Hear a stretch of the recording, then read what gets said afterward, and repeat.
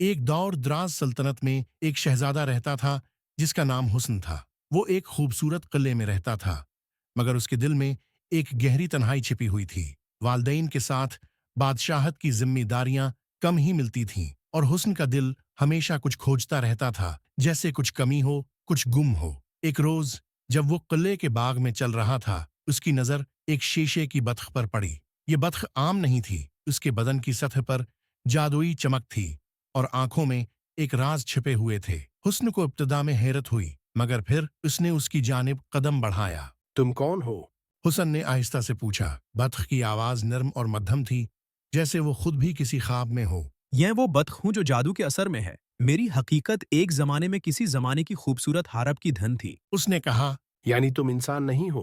حسن نے مزید سوال کیا۔ نہیں شہزادہ، میں ایک جادوئی ہارپ کی دھن تھی جسے ایک بدشگون جادوگر نے چوری کر لیا۔ اس کے بعد میری روح بطخ میں قید ہو گئی۔ اب تک جادو کا اثر جاری ہے، اور جب تک وہ کھوئی ہوئی دھن واپس نہیں آتی میں اسی حالت میں رہوں گی۔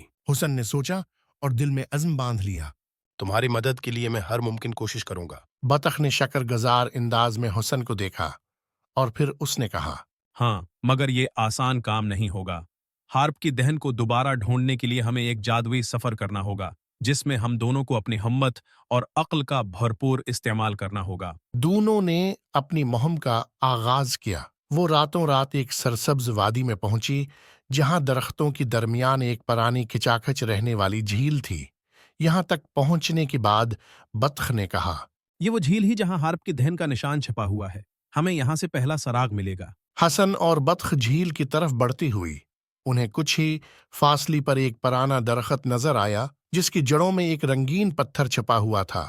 حسن نے وہ پتھر اٹھایا اور اس پر ایک قدیم نقشہ نظر آیا۔ یہ تمہارا پہلا سراغ ہے شہزادہ، بطخ نے کہا۔ اس نقشے پر جا کر ہم اگلے راستے کا پتھ چلائیں گے۔ نقشہ دراصل ایک لمبی سرنگ کی طرف رہنمائی کرتا تھا جو ایک غار کے اندر ختم ہوتی تھی۔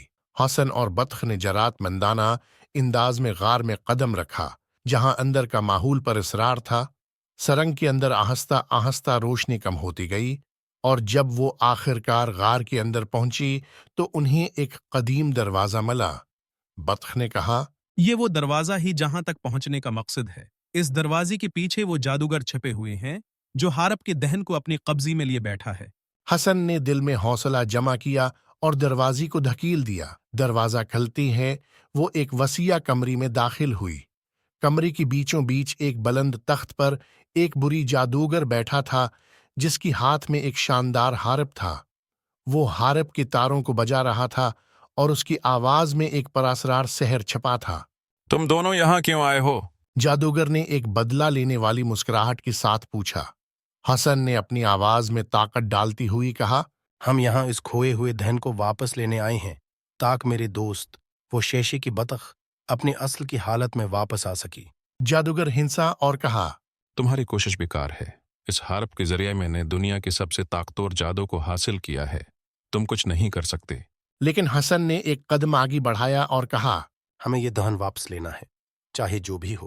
اس کے ساتھ ہی اس نے وہ رنگین پتھر نکالا جو انہیں جھیل سے ملا تھا۔ جیسی ہی پتھر کی روشنی پھیلی، ایک جادوئی قوت نے کمرے کو گھیر لیا۔ ہارپ کے تاروں سے نکلنے والی آواز میں ایک سرگوشی سنائی دینے لگی۔ بطخ نے فوراً جادوگر کے قریب پہنچ کر کہا۔ یہ ہارپ صرف اس وقت اپنا کام کر سکتا ہے جب اس کی دہن صحیح جگہ پر ہو۔ تمہارا جادو ناکام ہوگا کیونکہ میں تم سے زیادہ طاقتور ہوں۔ جادوگر کا چہرہ ماند پڑ گیا، اور جیسے ہی بطخ نے اس کی طرف ہاتھ بڑھایا، ہارپ کی دہن خود بخود بدلنے لگی۔ ایک میٹھی اور پرسکون آواز نے پوری کمرے کو گھیر لیا، اور جادوگر کا جادو ٹوٹ گیا۔ اسی لمحے شیشے کی بطخ کی شکل بدلی اور وہ ایک خوبصورت پری میں بدل گئی۔ حسن نے حیرت سے اسے دیکھا اور کہا۔ تم واپس انسان بن گئی ہو۔ پری نے مسکرا کر کہا۔ شکریہ شہزادہ حسن، تم نے نہ صرف میری آزادی حاصل کی بلکہ تمہاری دل میں جتنی محبت اور ہمت تھی اس نے مجھے آزاد کر دیا۔ حسن نے سر جھکایا اور کہا۔ یہ میری خوش قسمتی تھی کہ میں تم سے مل سکا، اور ہم نے یہ سفر مل کر طے کیا۔ پری نے حسن کی جانب دیکھا اور کہا۔ اب تمہاری زندگی میں جو خلا تھا وہ بھر چکا ہے۔ تمہارا دل اب کسی سے کم نہیں، کیونکہ تم نے اپنی محبت اور ہمت سے دوسروں کی مدد کی۔